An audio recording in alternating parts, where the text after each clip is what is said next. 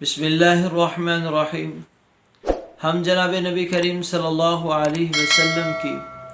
بچپن اور آپ صلی اللہ علیہ وسلم کی رضاعت اور شق صدر کے بارے میں گفتگو کریں گے۔ جناب نبی کریم صلی اللہ علیہ وسلم کی ولادت باسعادت جب ہو چکی تو اماں آمنہ رضی اللہ تعالیٰ عنہ نے تقریباً 4 دن آپ صلی اللہ علیہ وسلم کو دودھ پلایا، اور اس کے بعد حضرت ابو طالب کی باندی اور کنیز، اس کے بعد آپ کے چچا ابو طالب کی باندی سویبہ نے آپ صلی اللہ علیہ وسلم کو دودھ پلایا، اور کچھ دنوں کے بعد پھر آپ صلی اللہ علیہ وسلم کو حضرت حلیمہ سعدیہ رضی اللہ تعالیٰ عنہ کے حوالے کر دیا گیا۔ اما حلیمہ سعدیہ رضی اللہ تعالیٰ عنہ دیہات میں طائف کی طرف رہنے والی تھی،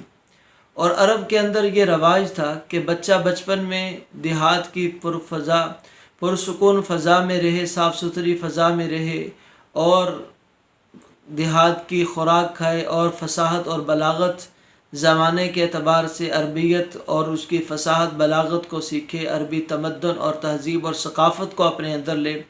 اس لیے مکہ کے مالدار لوگوں کی یا مکہ کے رہائشیوں کی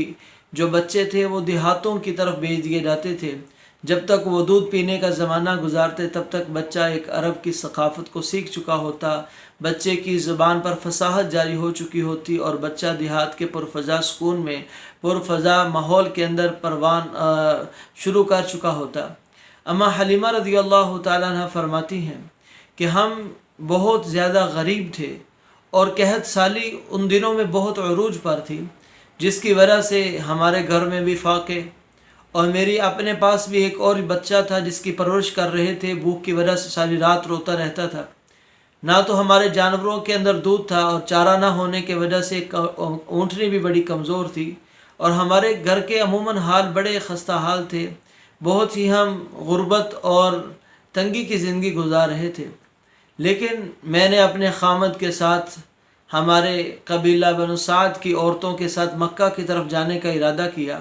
کہ چلو چلتے ہیں، کسی گھر کے بچے کو لے آتے ہیں، اس کی پرورش کرتے ہیں، بدلے میں ہمیں کچھ ملے گا۔ سواری کمزور ہونے کی وجہ سے تیز بھی نہ چل سکے۔ جب پہنچے تو ہر عورت نے مالدار گھر کا بچہ لے لیا، اور معاوضہ ان کو بہت ملنے والا تھا۔ آپ صلی اللہ علیہ وسلم یتیم ہونے کی وجہ سے جو عورت اٹھاتی کہتی یہ تو یتیم ہے، اس کو ہم لیں گے تو ہمیں بدلے میں کیا ملے گا؟ اما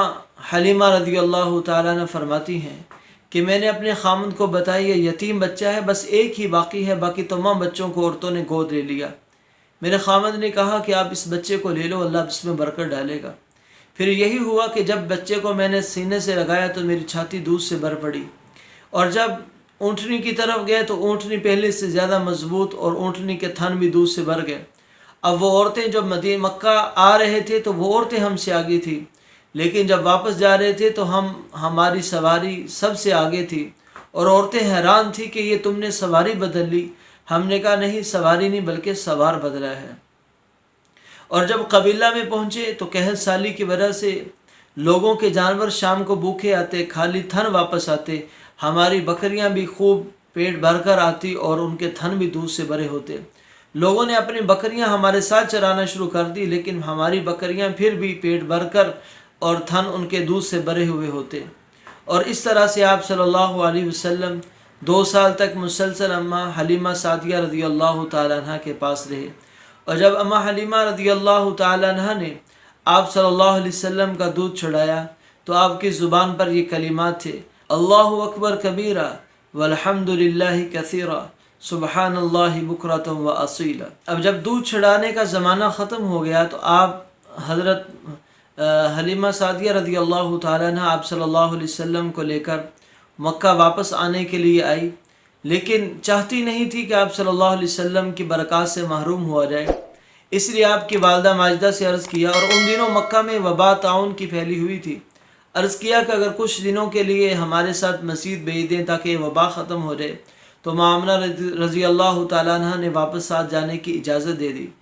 اب آپ صلی اللہ علیہ وسلم کچھ بڑے ہو چکے تھے، اپنے رضائی بہن بھائیوں کے ساتھ بکریوں کو چرانے کے لیے لے جاتے، لیکن ایک دن اچانک ایسا واقعہ پیش آیا جس نے سب کو حیران پریشان کر دیا۔ وہ یہ کہ اللہ تعالیٰ کے حکم سے حضرت جبرائیل علیہ السلام اور حضرت میکائیل علیہ السلام انسانی شکل میں آئے، آپ صلی اللہ علیہ وسلم کو لٹایا اور آپ صلی اللہ علیہ وسلم کے سینہ اطہر کو چاک کیا اور آپ صلی اللہ علیہ وسلم کے قلب اطہر سے خون کے کچھ لوتھڑوں کو نکالا اور پھر اسے ایک صاف شفاف پانی سے، ٹھنڈے پانی سے دھویا اور پھر اپنی جگہ پر بند کر کے اس کو سی دیا اور پھر اپنی کمر پر آپ صلی اللہ علیہ وسلم کے مہر نبوت سے مہر لگا دی۔ جب یہ واقعہ آپ صلی اللہ علیہ وسلم کے بہن بھائیوں نے اماں حلیمہ رضی اللہ تعالیٰ عنہ کو بتایا اور آپ صلی اللہ علیہ وسلم اس واقعے سے بھی بڑے خوف زدہ ہو چکے تھے، تو اماں حلیمہ رضی اللہ تعالیٰ عنہ آپ کو لے کر اماں آمنہ رضی اللہ تعالیٰ عنہ کے پاس لے آئیں۔